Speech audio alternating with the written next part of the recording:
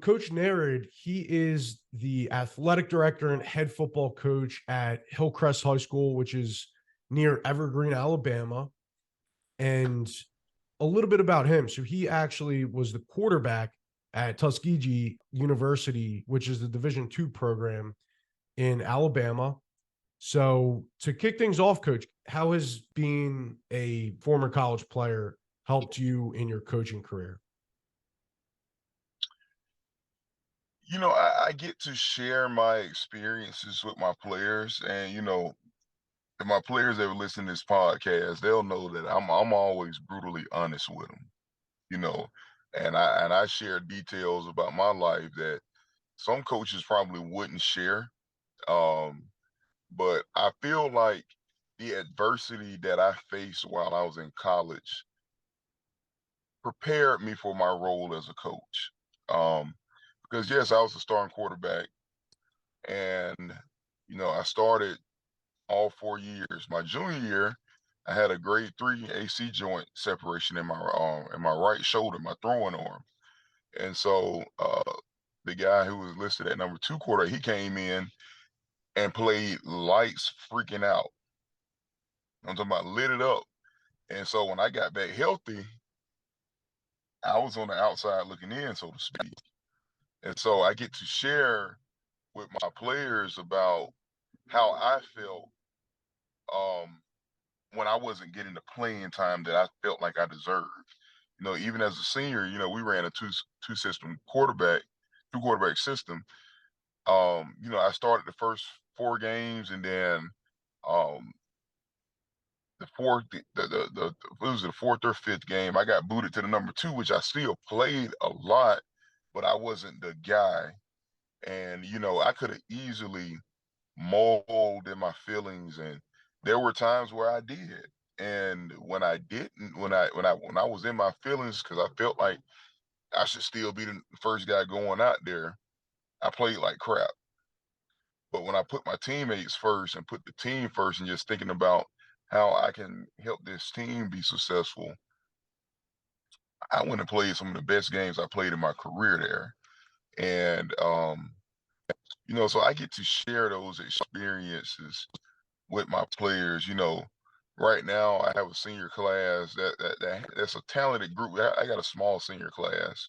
I only have 7 seniors on my team, and none of them have an offer. And they all, not all of them, some of them just want to be good high school football players. Some of them want to go and play on the next level. And I get to share them like, look, guys, my senior year, we go and play the eventual state champions in the first round. We get drugged 49-0.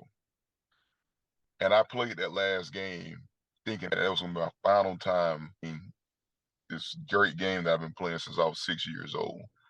Well, that Monday later, it was either a Monday or Tuesday. It was a couple days after that game. I got my first and only offer to go and play college football. And Tuskegee stuck with me, and I went and I played. I got my degree. And I was able to get my degree in something that I knew that I wanted to do, which was history, so I could come back and be a history teacher. Um, and so I get to share those kind of experience. Like, look, guys, all it takes is one. It's because it's a bunch of guys that have a bunch of offers, and then they go to that next level and they don't play at all. You know, um, they don't play at all. So I get the opportunity to share those kind of experiences with my kids, and they appreciate them. And I get to tell them about the college life. Going to class, and going out to parties and that kind of thing. But I always try to be brutally honest with them, just so that they can kind of live through me for a little bit, and I can share that personal experience with them so they can understand, like, hey, okay, coach did this or said this happened, and it actually did. And I'm still young enough where they can Google articles about me or whatnot. Pull up my old huddle film from college, and I was kind of in that YouTube era in high school, so they get to pull up that kind of stuff and see, okay, coach really did throw a 60-yard bomb when he was 15. I'm like, yeah, I told y'all. I don't got no reason to lie to you. And so that's the unique thing about being able to play on that next level. Yeah. So going back, and when did you start originally coaching? I started coaching in 2015. Gotcha. So going back, what would that be now? Just about 8 years ago. Yeah, 8 years. What Yeah. what advice would you give yourself if you could go back to that time? Hmm. I know it's a loaded That is a question, great. but Yeah, because there's so much advice I would give myself. Um, I think the main thing would be is to, and I think I kind of stayed true to this, but stay patient and just stay patient and literally learn. And I'm still doing this, but learn as much as you can, and just always put your players. Well, put your family first at always. Put God and your family first, but build those relationships with your players. Like really get to know them, and they'll play as hard as they can for you. And I think that's something I kind of give myself, still remind myself of. But just be patient. Don't, every coach that gets in it, especially young coaches, they want to call the plays, or they want to be the decision maker. Um, and once you get into it, you realize it's a lot more involved in doing so, but just stay patient and just soak up every ounce of knowledge that you can get, especially if you had a chance to be on a veteran staff.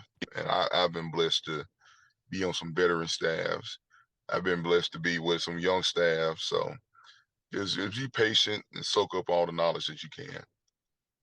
great. Yeah, really good advice. And for somebody like myself, I'm a couple years out of college.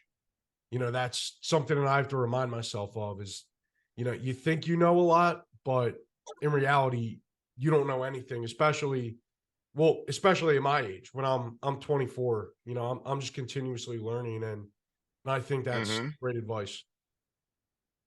Yep. So Yep. Absolutely. Just soak it all up, man. And I'll tell anyone, and I told my coaches this, it's relationships, man. It's relationships. I'm gonna like when our final game that following week when I'm doing my postseason evaluations, one of the questions that I'm gonna ask my players is, who is your favorite assistant coach? And I kind of stole that from Randy Jackson. He's a coach out in Texas. He's written a couple books on culture, and I listened to him speak a yeah. couple times. I'm like, but that's absolutely correct. Like if I asked them who's their favorite coach, they all better say me, you know. But no, I want to ask them who is their favorite assistant coach, because I want to know who pours into this kid, because we all get into this profession to to win games and develop players and all of that, but it's really all about the relationships. It's all about the relationships. You don't really, I think back, we all think back on times when we made a play, or we caught a pass or made a big tackle or threw a big time touchdown or whatever. But what sticks the most is the relationships from your coaches to your teammates. And, I want to have a staff and a culture and a team that, one of our core values is family. And, I really want us to really be a tight knit family. And so that's one thing that I always say: just be a family. Find out how to build that relationship with kids as well. Definitely. Great. Well, thanks so much for sharing, Coach. Best of luck the rest of the season, and I hope all goes well. All right, thank you, Justin. I appreciate you having me on, man. Good luck with your podcast. You're doing a great work. Just getting coaches on and sharing what they know, so we can help each other out and help each other grow. Because, like I said, no one knows everything, but we all know something, and we can all take something from each other. And if we all put it together, then we can really develop a great generation of the next generation of young men that come through our programs, whether it's in Alabama, Georgia, Pennsylvania, California, Texas, whatever the case may be. So Yes, thank you. I sir. appreciate it. Yes, sir. Thank you.